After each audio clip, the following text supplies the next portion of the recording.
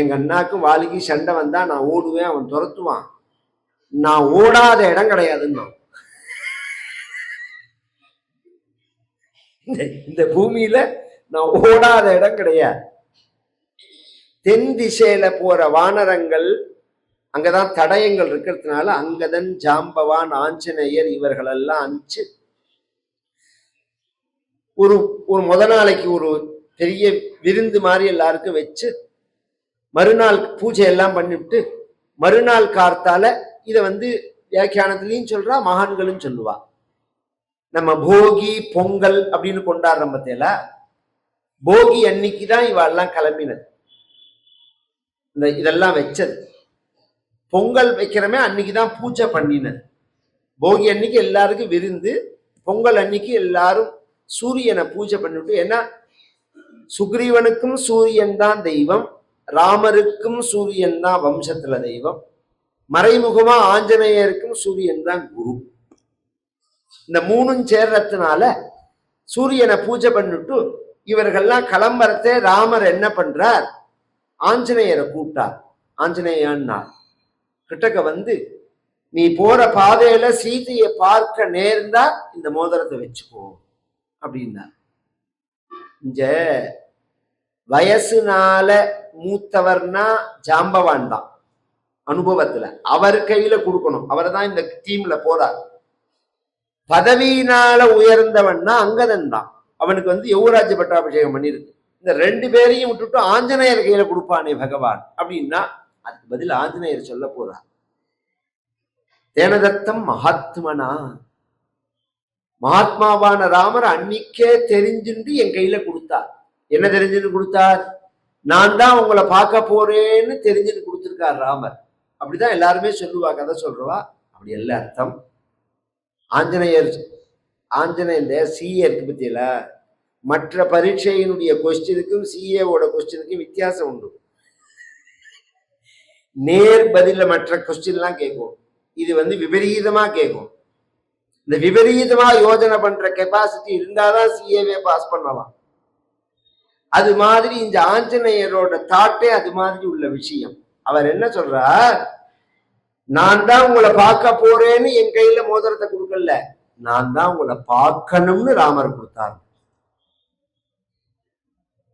அதுக்கு என்ன அர்த்தம்னா, என் சாமர்த்தியத்துல நான் வரல, இந்த மோதிரத்தை என் கையில கொடுக்காம ராமர் ஒரு குப்பை சுப்பம் குரங்கு கையில கொடுத்திருந்தாலும் அதுவும் வந்திருக்கும்னு அர்த்தம் உங்களை பார்க்கறது. அப்ப எங்க சொபலத்துல உன்னை பார்க்கலாமா, ராமரோட சங்கல்பம்னா இது எல்லாருமே தெரிஞ்சுக்கணும். பகவானோட சங்கல்பத்துலதான் நம்ம வாழ்க்கை. யதாசச்ச மகா, இதெல்லாம் ரொம்ப அழகா வரும் ராமாயணத்துல. சுந்தரகாண்டத்திலேயே பின்னாடி 58வது சர்க்கத்துல ஒரு விஷயம் ஜாம்பவான் சொல்லுவார், 59, 60. நாம ராமர்கிட்ட தெரிவிக்கணும், ராமர் என்ன சொல்றாரோ அதைத்தான் நாம செய்யணும். தெரிவிக்க வேண்டியது நம் கடமை, முடிவெடுக்க வேண்டியது பகவான் தாங்கிறார்.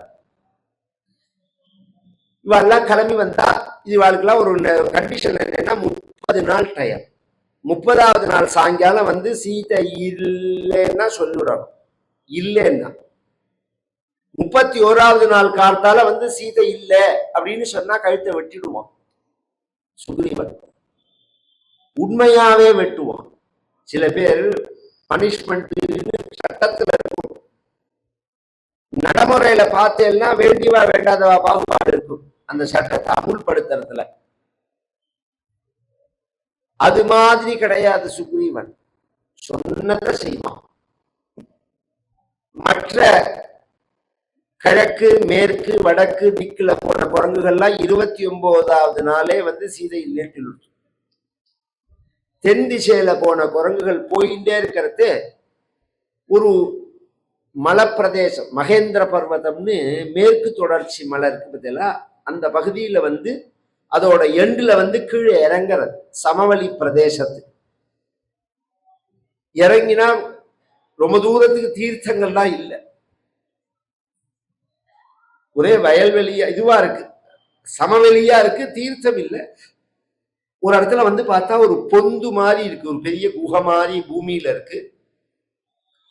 அது உள்ள தீர்த்தம் இருக்கான்னு எட்டி பார்த்தா அதுல இருந்து 5-6 பறவைகள் வெளியில பறந்து வந்தது. அது பறக்கிறதே அதனுடைய பட்சம் மேல அப்படி தெளிக்கிறதே ஜலம் தெளிச்சது. இதுக்குள்ள ஜலம் இருக்குன்னு தெரிஞ்சின்றது குரங்குகள்லாம். இதெல்லாம் அபூர்வமான விஷயம் சொல்றேன். ஜலம் இருக்கிறத கண்டுபிடிக்கிறதுக்கு காட்டுவாசிகள் என்ன பண்ணுவான்னா, நல்ல குரங்க பிடிச்சு இந்த கல் உப்ப வாயில போட்டுருவான். போட்டுட்டு கட்டி விட்டுருவான் குரங்க. கட்டி விட்டா 1 மணி நேரம் கழிச்சு அந்த குரங்க அவிழ்த்து விடுவான். அவிழ்த்து விட்டா அது ஜலத்தை நோக்கி, உப்பு தின்னா ஜலம் குடிக்கணுமோ, ஜலத்தை நோக்கி ஓடும். அது பின்னாடியே போனா அதுக்கு தெரியும் ஜலம் எங்க இருக்குன்னு. காட்டுவாசிகள் ஜலம் இருக்கிற இடத்த கண்டுபிடிக்கிறதுக்குள்ள டெக்னிக் அது. இது மாதிரி 1000 விஷயம் சொல்லலாம். ஜலம் இருக்கா இல்லையா இந்த இடத்துல. இன்னும் ஈஸியா சொல்றேன். நம்ம சாஸ்திரங்கள்லாம் என்ன சொல்றதுன்னா, பசுமாடெல்லாம் மேய விட்டுட்டு மத்தியானம் படுத்துக்கிற இடத்த கவனி. எந்த இடத்த அது தேர்ந்தெடுத்து படுக்கிறதோ அந்த இடத்த நீ போர் போட்டேன்னா ஜலம் நிறைய இருக்கும் வயல்ல. எல்லா இடத்துலயும் அது படுத்துக்காது. கீழே எங்க ஜலம் நிறைய இருக்கோ அதுக்கு மேலதான் பூமியில படுத்துக்கும். நிறைய சுயமான அறிவை இழந்துட்டு முட்டாளா நிக்கிறோம் நாம். டெக்னாலஜி எவனோ ஒத்தந்தானே கண்டுபிடிச்சிருக்கான். உங்களுக்கு என்ன அதை பத்தி நமக்கு எந்த அளவுக்கு தெரியும்னு தான் இந்த கேள்வியே. நாம டெக்னாலஜியை நான் குறை சொல்லவே இல்லை. டெக்னாலஜிங்கிற பேர்ல இப்ப 8 அப்படின்னு கேட்டா உடனே எல்லாருமே கால்குலேட்டர் தான் நீங்க தொட்டாகணும். அந்த அளவுக்கு நம்மளை முட்டாளா பண்ணி வச்சிருக்குங்கிறதுக்காக சொல்ல வரேன். ஒரு காலத்துல 8 நான் 64ன்னு உடனே சொல்லுவோம் நம்ம. ஏன்னா நமக்கு தெரியும் வாய்ப்பாடுங்கிறதே அப்படி பழக்கம் வச்சிருக்கோம். நம்மளை நாம் வளர்த்துக்கணும். முதல்ல இதெல்லாம் தூக்கி ஓர வச்சிடணும். செல்லு கால்குலேட்டர் இதெல்லாம் எதுவுமே இருக்கக்கூடாது. சுயமா புத்தியை வளர்த்துட்டு மேல நமக்கு எந்த இடத்துக்கு ஹெல்ப் தேவையோ அந்த இடம் மட்டும்தான். இப்ப இந்த யூடியூப் இருக்கு பாருங்க, இதை நான் தொட்டதே கிடையாது கொரோனாக்கு முன்னாடி வரையில். கொரோனா வந்ததுக்கு அப்புறம் தான் இதை உபயோகிச்சுக்க ஆரம்பிச்சேன். கொரோனா வந்ததுக்கு அப்புறம் நான் கவனிச்ச பரியந்தம் எப்படி இருக்குன்னா, இப்ப இந்த கோபாலபுரம் இப்போ நிறைய பேர் வந்திருக்கு. எல்லா கதை கேட்கிறவாளை பார்த்தோம்னா மேக்சிமம் ஒரு 25-30 வருஷமா ஆல் இண்டியா முழுக்க நான் கதை சொல்லியிருக்கேன். சொல்லாத இடம் பிரபலமாவா. சில பேர் மீடியா மூலமா பிரபலமாவா. நான் ஒரு வித்தியாசத்துக்காக சொல்றேன், புரியறதுக்காக சொல்றேன். எங்களுக்கும் அவளுக்கு என்ன வித்தியாசம்னா, அவ பிரபலமாவா ப்ரோக்ராம் இருக்காது. எங்களோடது ஸ்டாண்டர்டா உள்ள ப்ரோக்ராம். கதை இல்லாம இருக்கணும்னா நாங்க தான் தீர்மானம் பண்ணணும். அதை இப்ப கதை வேண்டாம், இந்த ஒரு வாரம் கதை வேண்டாம் அப்படின்னு நான் பொதுவா ஒத்துக்கிறதவே. மாசத்துல 2 ப்ரோக்ராம் வச்சிருந்து ஒரு ப்ரோக்ராமுக்கு கேப் வச்சிருப்பேன். நான் 6 மாசம் 8 மாசம் முன்னாடியில இருந்து கரெக்டா அந்த டைம் வரது அந்த இடமும் ஃபில் ஆயிடும். இது மாதிரி டைட்டா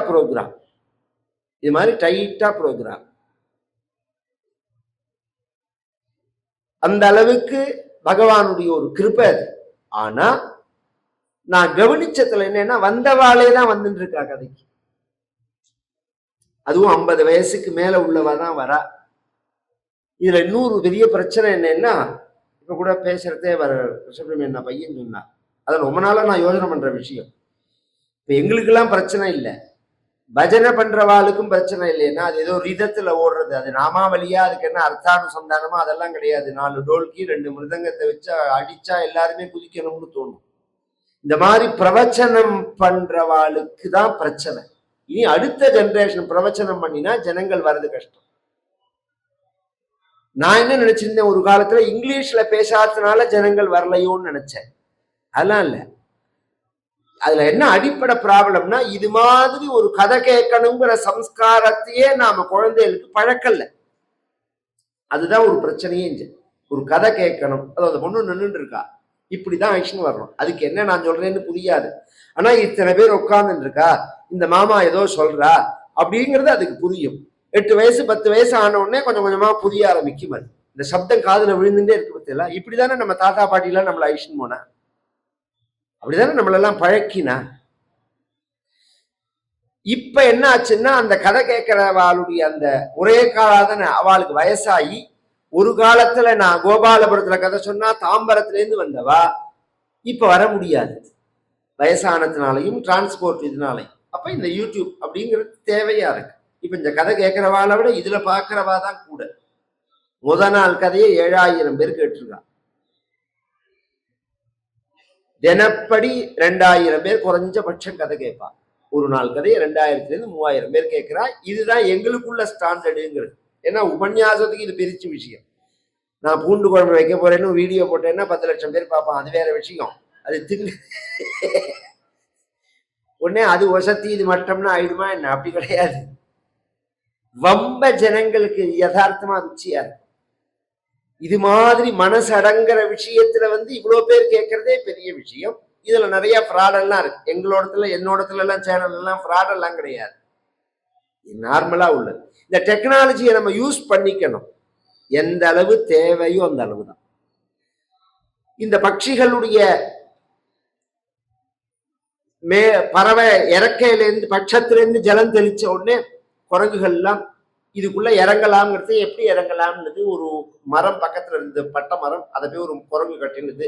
அதுவால ஒரு குரங்கு பிடிச்சிருந்தது, அதுவால ஒரு குரங்கு பிடிச்சிருந்தது, அதுவால ஒரு குரங்கு பிடிச்சிருந்தது. இப்படியே பிடிச்சிருந்து மனித சங்கிலின்னு இப்ப பண்றா பத்தியில அதை முதல்ல காமிச்சதே குரங்கு தான். ஒருத்தர் கையை பிடிச்சுன்னு ஒருத்தர் நிக்கிறதுன்னு இது மாதிரி வரிசையா பிடிச்சுன்னு இந்த குழிக்குள்ள இறங்கி விடுத்தோ. கடைசியில போய் ஒரு குரங்கு சொன்னது இந்த பெரிய குளம் இருக்கு அப்படின்னு சொன்ன உடனே பொத்துன்னு எல்லா குரங்கும் குதிச்சுடுத்து. உள்ள குதிச்சா உள்ள போய் பார்த்தா ஏகப்பட்ட பழ மரங்கள்லாம் இருக்க, ஜலங்கள்லாம் இருக்க, ஆகாரங்கள்லாம் சமிருத்தியா இருக்கிறத பார்த்துட்டு ரொம்ப பசி தாகம் எல்லாம் சாப்பிட ஆரம்பிச்சது. சாப்பிட ஆரம்பிச்ச உடனே ஆஞ்சநேய சுவாமி சாப்பிட ஆரம்பிக்கிறார். ஒரு குரங்கு ஆஞ்சநேயர்கிட்ட வந்தது. அங்கதனும் யாரோ ஒருத்தர் நாம பாட்டுக்கு சாப்பிட்றமே, இது யாரோடதுன்னு தெரியலையேன்னு. அவ ஏதாவது சார்ஜ் கிழிச்சு பண்ணிவிட்டா. அதுக்கு ஆஞ்சநேயர் சொன்னார், இதை யோஜனை பண்ண வேண்டியது சாப்பிட்றதுக்கு முன்னாடி பண்ணிருக்கணும். எப்ப சாப்பிட ஆரம்பிச்சுட்டோமோ சாப்பிட்றத எந்த கவலையும் படக்கூடாது. இது அடிப்படை விஷயம். சாப்பிடும்போது எந்த கவலையும் படக்கூடாது. சாப்பாட்டுல கவனத்தோட தான் சாப்பிடணும். கண்டதை நினைச்சிட்டு கண்டதை பார்த்துட்டு சாப்பிடக்கூடாது. நிதானமா சாப்பிடணும், மெதுவா சாப்பிடணும். ஆகாரத்தை எவ்வளோக்கு அவ்வளோ மெதுவா டைம் எடுத்துன்னு சாப்பிட்றோமோ அவ்வளோக்கோட உடம்புக்கு ஆரோக்கியம். குளிக்கிறது சீக்கிரமா குளிச்சுட்டு வரணும், சாஸ்திரம் சொல்றது. நேர் விருத்தம். பாத்ரூம்ல போனான்னா சொர்க்கவாசல் எப்போ திறக்கும்னே தெரியாது. 1 மணி நேரம் 1.5 மணி நேரம் எப்படிதான் அந்த கந்தத்துல இருக்கானோ எனக்கும் புரியல. சோத்த திங்கிறத 2 நிமிடத்துல தின்னுட்டு வந்துடுறோம். இதை நிதானமா சாப்பிடணும். எல்லாம் சாப்பிட்டு முடிச்சுது. அங்கவே பார்த்தா சுயம்பிரபேன்னு ஒரு பெண்ணு தபஸ் பண்ணிட்டு இருக்கு. அவள்கிட்ட பேர் ஆஞ்சநேயர் ராமாயணங்கள்லாம் சொல்லி நாங்கெல்லாம் ராமகைங்கரித்துக்காக வந்திருக்கோம் அப்படின்னு ஒண்ணு அவ சொன்னா, சாப்பிடுங்கண்ணா. அதெல்லாம் ஒண்ணுமே கிடையாது, எல்லாம் ஃப்ரீ தான், சார்ஜ் எல்லாம் பண்ண மாட்டேன்னா. சாப்பிட்டு எல்லாம் முடிச்சாச்சுமா, நாங்க மேல போகணும், அதுக்கு எங்க வழி இருக்குன்னா, அதான் கிடையாதுன்னா. இந்த வழியெல்லாம் கிடையாது, மேல போறதுக்கு வழியெல்லாம் கிடையாது. நீ எப்படி வந்தேன்னு கேட்டா, இந்த குரங்குகள் முன் யோஜனை இல்லாம என்ன பண்ணிட்டு குதிச்சு விடுத்து. எப்படி மேல போவோம்னு யோஜனையே இல்லாம குதிச்சு விடுத்து அப்படின்னு ஒண்ணு. அப்புறம்தான் ஆஞ்சநேயர் சொன்னார், அப்படி சொல்லாத, இது ராம காரியம், ராமர் தவிச்சுன்னு இருக்காருங்க அப்படின்னு ஒன்னே அவ ஒரு கதை சொன்னா. அவ யாரு என்னங்கிறதெல்லாம். அப்ப எல்லாரும் ஒண்ணு பண்ணுங்கோ, கண்ணை மூடுங்கோ, என்னோட தப்போ பலத்தினாலும் நான் கொண்டு விடுறேன்னா. குரங்குகள் என்ன பண்ணுது, கண்ணை மூடுங்கன்னா அப்படி மூடுறதுக்கு விழா இப்படின்னு ஹார்மோனியம் வாசிக்கிற மாதிரி கண்ணை திறந்து இது எப்படி மேல கொண்டு விட போறதுங்கிறத நாம பார்க்கணும்னு ஒண்ணு கூட ஒழுங்கா மூடல. இந்த சுயம்பிரப சொன்னா, யாராவது கண்ணை ஒழுங்கா மூடலைன்னா நீங்க இங்கேயே தங்கிடுவேன்னா. உடனே கண்ணை மூடி மேல கொண்டு விட்டு கிளம்பி வந்தா மகேந்திர பர்வதம் தாண்டி அந்த வங்காள விரிகுடான்னு சொல்றோம் பாருங்க, அந்த இடத்துக்கு வந்துடுது. குரங்குகள்லாம் சமுத்திரம் அப்படியே பறிக்கிறது. இதை தாண்டி அண்ணன்ட போக முடியாது, திரும்பி போக முடியாது. மாசமும் 1க்கு மேல ஆயிடுத்து. திரும்பி போனா சுக்ரீவன் கொன்னுடுவான். நம்ம நிலைமை இப்படி ஆயிடுத்து பாரு. என்ன பண்ணலாம்னா, அங்கதான் சொன்னா நம்மலாம் இங்கேயே தங்கிடுவோம், இங்க ஒரு ராஜ்யத்தை ஸ்தாபிச்சுப்போம்னா. ஆஞ்சநேயர் சொன்னார், இவன் தனி ரூட்டு போடுறான், இவன் ராஜாவாரத்துக்காக, இது சரியா வராதுன்னு சொல்லிட்டு அவர் சொன்னார், ஒன்னும் போய் சுக்ரீவன்ட்ட முன்னாடி நின்று அவன் என்ன தண்டனை கொடுக்குறானோ அதை ஃபேஸ் பண்ணணும். இல்லையா நிச்சயமா அவன் மரண தண்டனை தான் கொடுக்க போறான். அதை நாமே இங்க பண்ணிடுவோம். எப்படின்னா, உயிரை விடுறது பெரிய பாவம். நாமே உயிரை மாச்சுக்கிறதுங்கிறது பெரிய பாவம். அது ரொம்ப பெரிய பாவம்.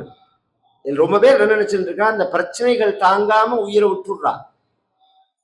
பிரச்சனைகள் தீர்ந்து போயிடும் நினைச்சிருந்து கிடையாது. கிராமத்துல ஒரு பழக்கம் உண்டு, இழுப்பச்சட்டிக்கு பயந்து அடுப்புல குதிச்சா மாதிரி.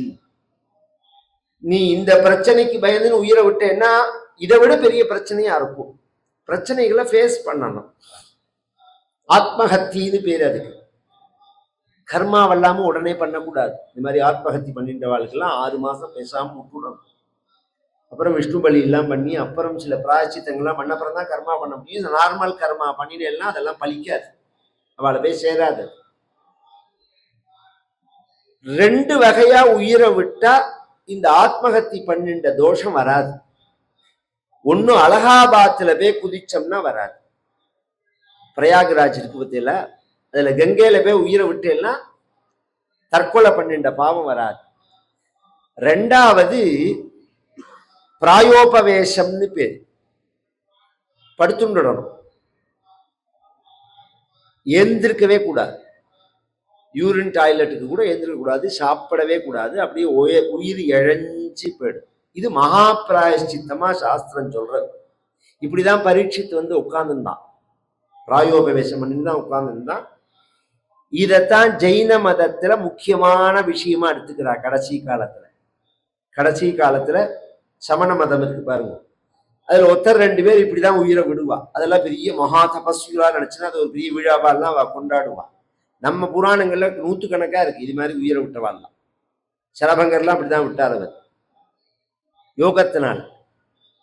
இங்க வந்து இந்த குரங்குகள் எல்லாம் படுத்துண்டா உயிர் பேருக்கும். எல்லாம் ராமாயணம் சொன்னது. ராமாயணம் சொன்னதுனால உயிர் பொழைச்சது. போற உயிரை தடுத்து நிறுத்தும் ராமாயணம். ராமாயணத்துக்கு அந்த சக்தி உண்டா அப்படிங்கிறதுக்கு ஒரு சின்ன உதாரணம் சொல்றேன். விஷ்ணு சஹஸ்ரநாமம் எல்லாரும் சொல்றோமோ, அந்த விஷ்ணு சஹஸ்ரநாமத்துக்கு 2 பேர் பாஷ்யம் பண்ணியிருக்கா. ஒண்ணு வந்து ஆச்சாரியார் ஆதிசங்கரர், இன்னொன்னு பராசர பட்டர்னு ஒருத்தர். அந்த பராசர பட்டர் பண்ணும்போது 10 நாமாவா எடுத்துட்டு பண்றார். அதுல பரர்த்தி பரமஸ்பஷ்ட புட்ட சுபேக்ஷணா ராமோ விராமோ விரதோ மார்கோ நேயோ நயோ நயஹா அப்படிங்கிற அந்த இடத்துக்கு வியாக்கியானம் பண்றதுக்கு முன்னாடி ஒரு அறிமுகம், இன்ட்ரடக்ஷன் கொடுக்கிறார். அத மிருத சஞ்சீவனம் ஸ்ரீ ராமச்சரிதம் பிரஸ்தூயதே. மரித்தவனையும் பிழைக்க பண்ணக்கூடியதான ராமருடைய மகிமை நாமா சொல்லப்படுகிறது அப்படின்னா. செத்தவன் பிழைப்பான், ராமநாமாவனால செத்தவன் பிழைப்பான். இந்த குரங்குகள்லாம் பிழைச்சது ராமாயணம் சொன்னதுனால. தபஸ்வாக்கிதாமரம்னு சொல்றதா எதிர்மறையா சொல்றது. இப்படி படுத்துட்டே இருக்கிறதேவே இது மாதிரி இந்த குரங்குகள் எப்படி பேசணும்னு நீங்க ஒரு இமேஜினேஷன் பண்ணி பார்க்கணும்னா ஜிஹெச் ஆஸ்பத்திரியை ஞாபகம் ஜெனரல் வார்டு வரிசையா பெட்டு போட்டு எல்லாரும் படுத்துட்டு இருப்பா. டாக்டர் ஒரு ரவுண்டு வந்துட்டு போன உடனே தெரியாப்பா அப்ப பேசக்கூடாதும்பா நர்ஸு. வாயை பத்து திறக்கூடாதும்பா. அவர் அண்ணண்ட போனே ஒருத்தருக்கு ஒருத்தர் பேசிப்பா. உனக்கு என்ன சொன்னார், உனக்கு என்ன சொன்னார்னு. என்னை வந்து ஒண்ணுமே சாப்பிடக்கூடாதுன்னு சொல்லிட்டா டாக்டர் அப்படின்பா. நான் அந்த காலத்துல சொல்றேன், இங்க டாக்டரே இப்ப வரது கிடையாது, அது வேற விஷயம்.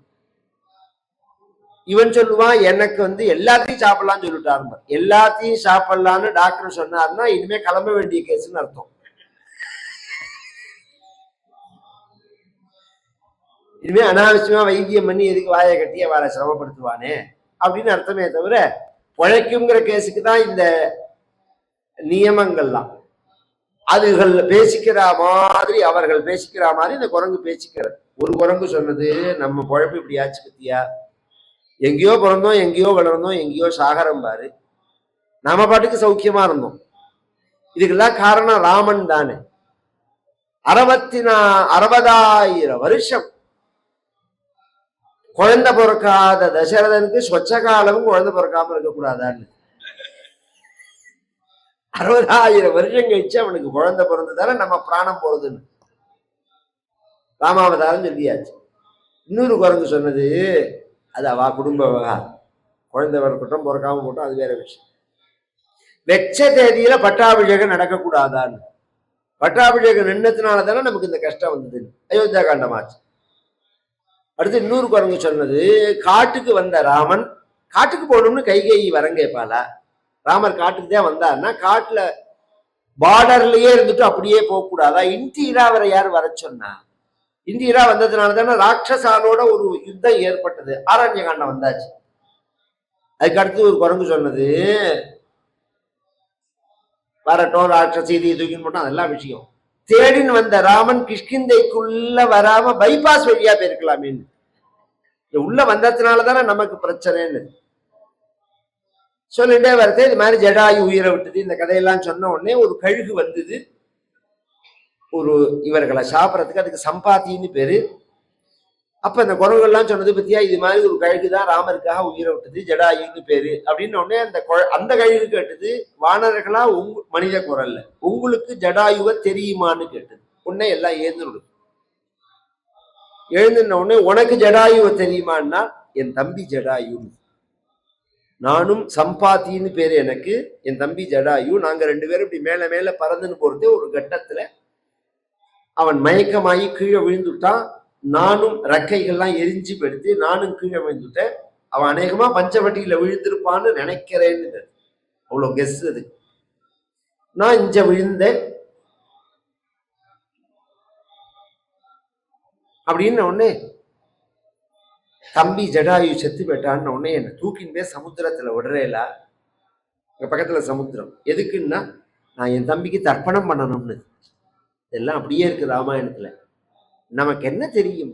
உலகத்தோட ஒரு பக்கம் தான் நமக்கு தெரியும். மனிதனாயிருந்து நாம கெஸ் பண்ணினாலும் எல்லாமே கெஸ் தான். வண்டலூர் மிருக காட்சி சாலைக்கு போகிறோம், கூண்டுல அடைக்கப்பட்ட சிங்கத்தை பார்க்கிறோம். ஐயோ சிங்கம்னு நாம சொல்றோம். நம்ம பக்கத்துல சிங்கம் நம்மளை பார்த்து என்ன நினைக்கிறதுன்னு யாருக்கு தெரியும்? ஐயோ மனிதன் அது பயப்படலாமே. அப்ப இன்னொரு சைடு நமக்கு தெரியவே தெரியாது. எல்லாம் யூகத்தினுடைய அடிப்படையில நாம பேசுறோம்.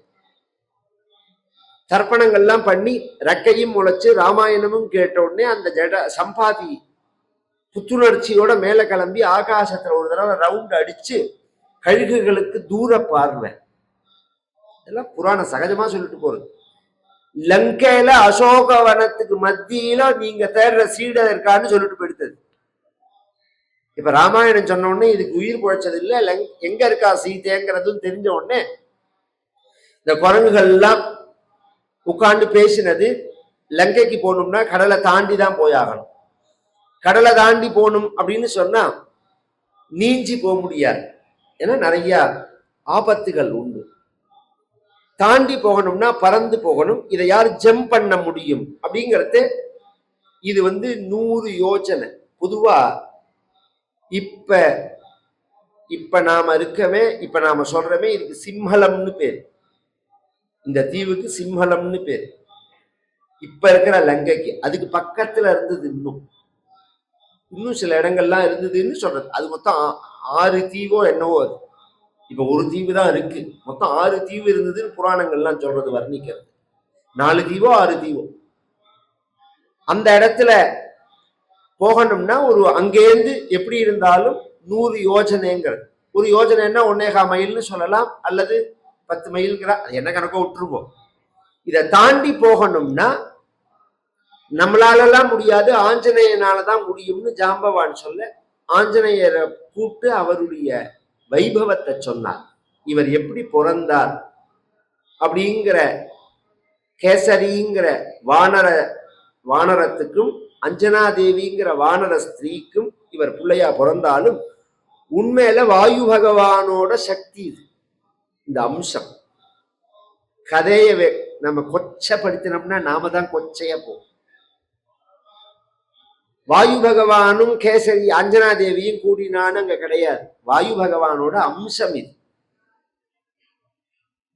அது அப்பா வானரன் கேசரன் தான். இப்படி சொன்ன உடனே நீ சின்ன வயசுலயே மகாபலசாலியா இருந்த, பராக்கிரமசாலியா இருந்த, ரிஷிகள்லாம் உன்னோட ஒரு சேஷ்டையை பார்த்துட்டு உன்னை சபிச்சு வச்சா, அதனால உன் சக்தி வெளியில தெரியல, இப்ப நான் சொன்ன உடனே வந்துரும்னார். அது மாதிரியே வந்துடுத்து. திரிவிக்ரம கிருதோத்சாகன்னு இவர் சொல்லிட்டே இருக்கிறதேவே உலகளந்த பெருமாள் மாதிரி ஆயிட்டா ஆஞ்சநேயர். அதனாலதான் அந்த நாமக்கல், நங்கநல்லூர், ஒரிஜினலா நாமக்கல் தான் பிராச்சீன கஷேத்திரம்ங்கிறது. பெரிய ஆஞ்சநேயர் இருக்கும், கவனிச்சிடலாம். இப்ப எல்லா இடத்துலயுமே வைக்கிறார், பெரிய ஆஞ்சநேயர்லாம் வைக்கிறார். அதுக்கு எங்க பிரமாணம்னா இந்த இடம் தான் பிரமாணம். ஆகிருத்தி அவ்வளவு பெருசா ஆனார். மனசுனால லங்கைக்கு போறதாக தீர்மானம் பண்ணினார்னு கிஷ்கிந்தா காண்டத்தை முடிச்சுட்டு சுந்தர காண்டத்தை ஆரம்பிக்கிறார். மனோஜவம் மாருத துல்ய வேகம் ஜிதேந்திரியம் புத்திமதாம் வரிஷ்டம் வாதாத்மஜம் வானர யூத முக்கியம் ஸ்ரீராமதூதம் சிரசா நமாமி. அஞ்சிலே ஒன்றை தாவின்னு கம்பர் சொல்றாரு. அதுக்கு மூல பிரமாணம் இந்த ஸ்லோகம் தான். இந்த ஸ்லோகம் சுந்தரகாண்ட முழுக்க இருக்கு. மனோவேகத்துக்கு உடையவன்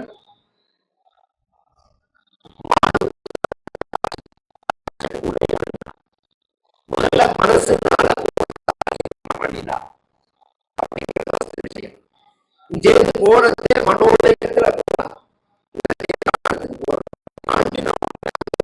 எப்படி தேடினார்னா மாறுதல் காற்று இருக்குதுல, அது புகாத இடமே கிடையாது. இப்ப இந்த மேஜைக்கு அடியில நான் உட்காந்துக்கிறதுக்கு இடுக்கல காத்து இல்லைன்னு ஒருத்தர் சொல்ல முடியுமா?